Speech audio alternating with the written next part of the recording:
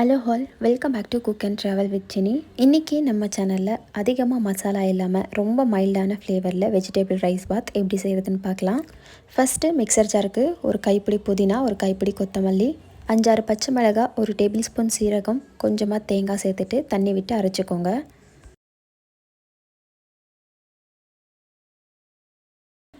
இப்போது குக்கரில் ஒரு டேபிள் ஸ்பூன் நெய் ஊற்றிக்கோங்க.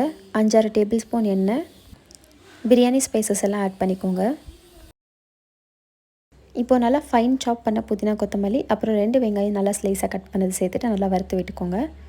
இப்போது ஒரு டேபிள் ஸ்பூன் இஞ்சி பூண்டு பேஸ்ட் போட்டு அதோட பச்சை வாசனை போகிற வரைக்கும் நல்லா வறுத்து விட்டுட்டு நம்ம கட் பண்ணி வச்சுருக்கிற வெஜிடபிள்ஸ் எல்லாம் ஆட் பண்ணிக்கலாம். நான் இன்றைக்கி பட்டாணி, உருளைக்கிழங்கு, கேரட், பீன்ஸ் எடுத்திருக்கேன். இதெல்லாம் நான் கொஞ்சம் பெரிய சைஸில் கட் பண்ணிவிட்டு சேர்த்துக்கோங்க. ஒரு 2 நிமிஷம் நல்லா வதக்கி விட்டுட்டு நம்ம அரைச்சி வச்சுருந்தோம் இல்லையா மசாலா, அதை இப்போ சேர்த்துட்டு நல்லா வறுத்து விட்டுக்கோங்க. அரிசியை ஆரம்பத்துலேயே ஊற வச்சுருங்க. இப்போது இதில் நான் ஒரு 1/2 மணி நேரம் ஊற வச்ச அரிசியை சேர்த்துக்கிறேன். கூடவே இந்த ரைஸுக்கு தேவையான அளவு உப்பு, கொஞ்சமாக மஞ்சத்தூள் சேர்த்துட்டு நல்லா மிக்ஸ் பண்ணி விட்டுடுங்க. இன்னொரு பக்கம் ஸ்டவ்வில் தண்ணியை நல்லா கொதிக்க வச்சுக்கோங்க.